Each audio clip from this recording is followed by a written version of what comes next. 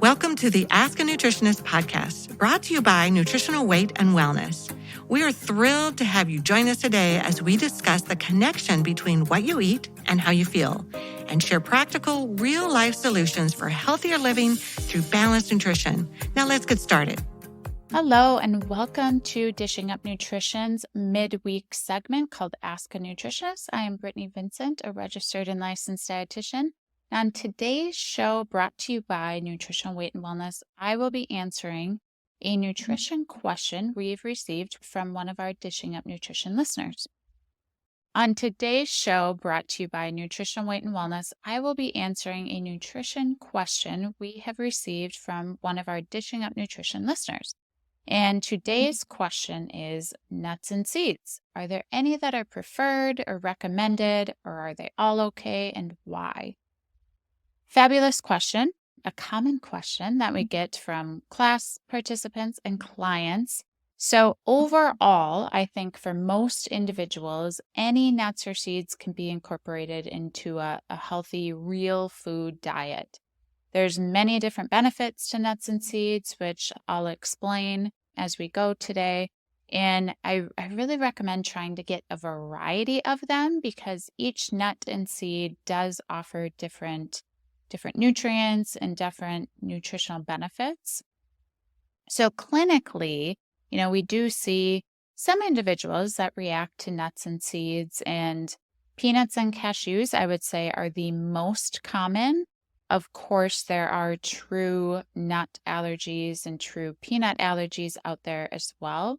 But again, I think for the majority of people, getting a variety of nuts and seeds into their diet is a great thing and offers many benefits. So some of the benefits of nuts and seeds, most of them are a really good source of fiber. Many of them are high in a type of fat called monounsaturated fat. And monounsaturated fats help with weight loss. A lot of research shows that they help to reduce the risk of heart disease, improve insulin sensitivity, which means that the glucose is able to get into the cell easier. And then those monounsaturated fats can also reduce inflammation. So many benefits there. The fat and fiber in nuts really help to balance your blood sugar throughout the day. And then there's a lot of different vitamins, minerals, and antioxidants in nuts and seeds as well. So whatever nut you choose, and again, I would try to get a variety there. I think they're really convenient. Most people love the taste of them.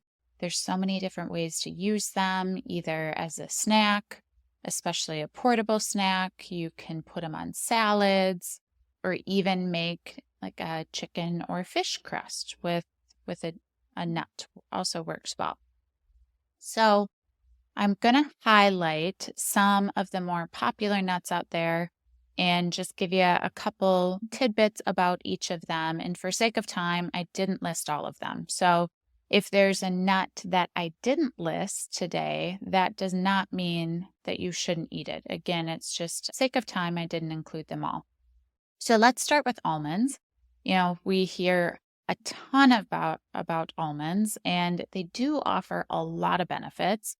Really great source of fiber. A serving, which is about a quarter cup, offers 3.5 grams of fiber.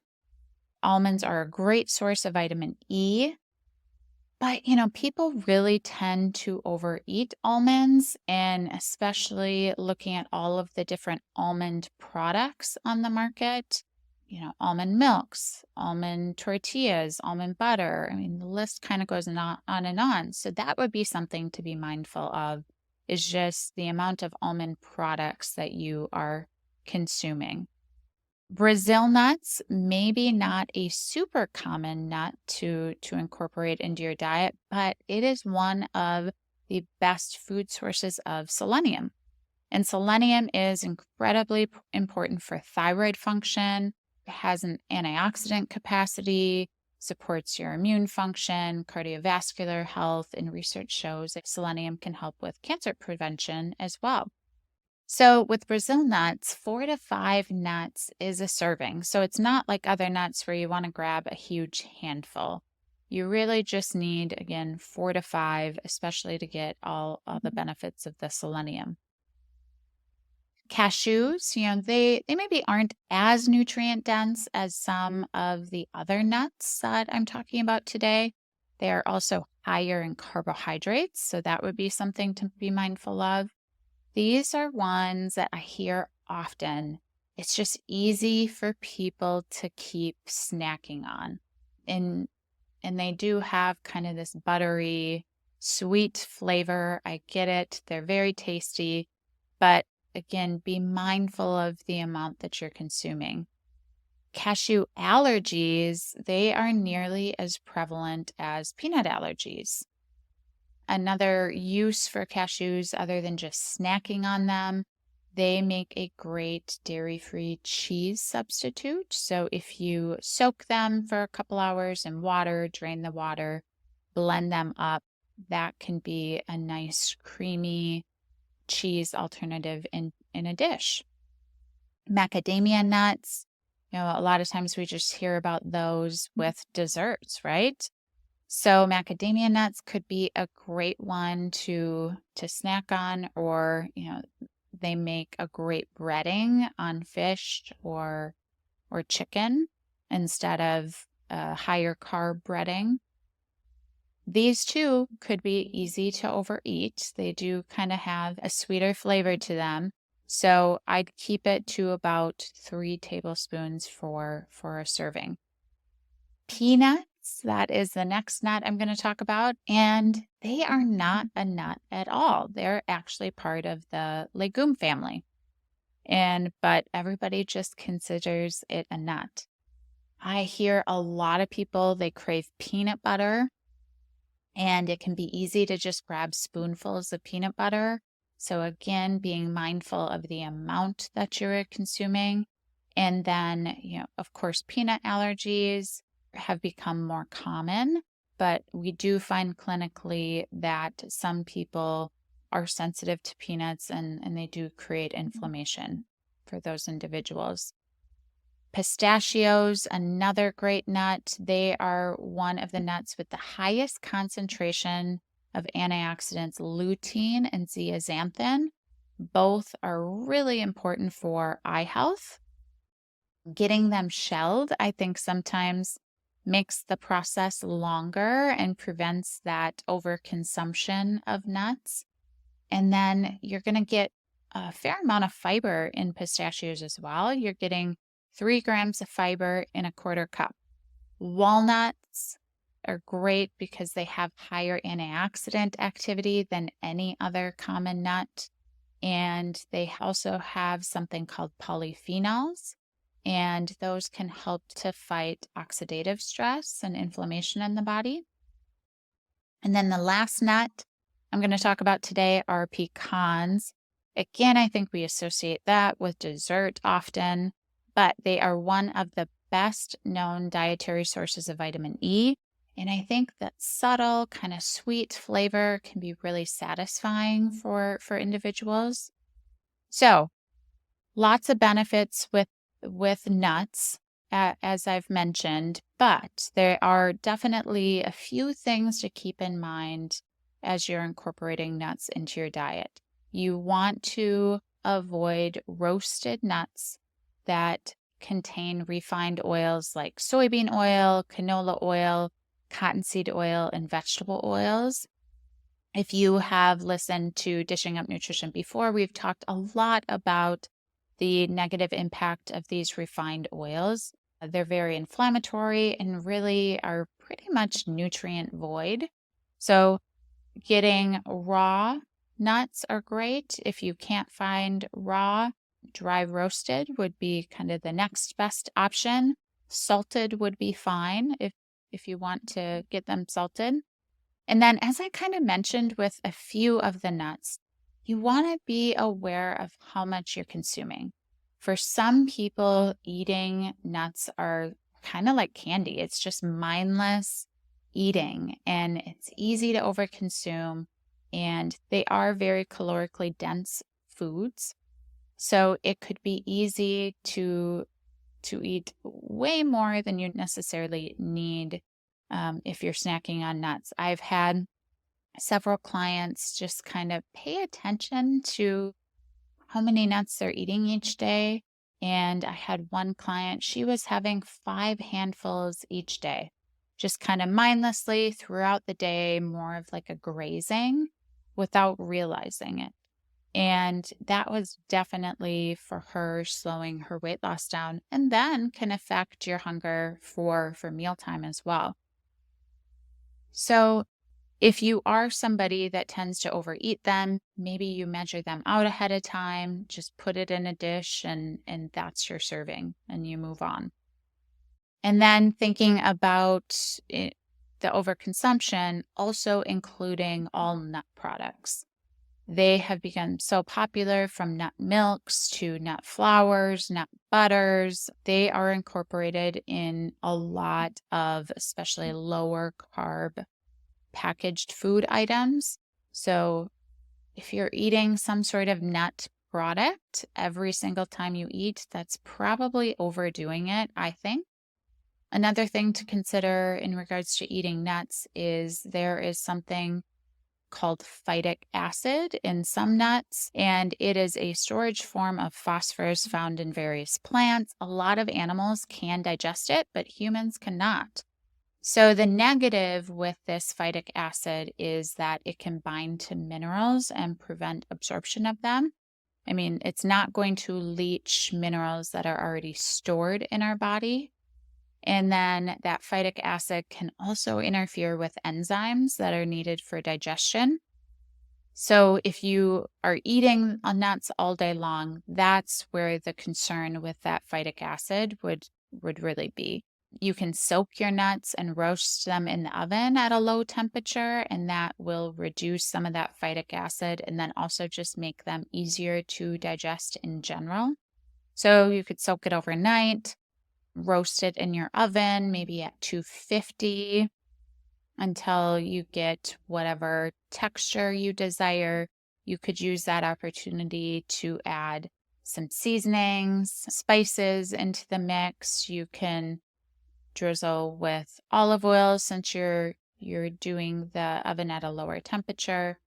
And then it's a great opportunity to just add more flavor to your nuts. My favorite combination is doing like a salty, spicy, sweet combo with salt and cinnamon, a little cayenne, chili powder, nutmeg, flavors like that. I love that combination with my roasted nuts. And then, interestingly, a lot of cultures use this soaking and hydrating process before they eat their nuts. They've just been doing that as a cultural process. And then I talked about nuts and digestion already a little bit, but what we find clinically is if somebody has a lot of digestive imbalance, eating whole nuts can be really difficult to digest and might just exacerbate the inflammation and irritation that's already going on in the intestinal tract. So you might not be reacting to the nut itself. It might just be difficult to digest. So in that case, maybe you would tolerate nut butters a little bit better, or again, trying to soak, dehydrate. And then as you continue to heal your gut, you might be able to add more of those nuts back into your diet.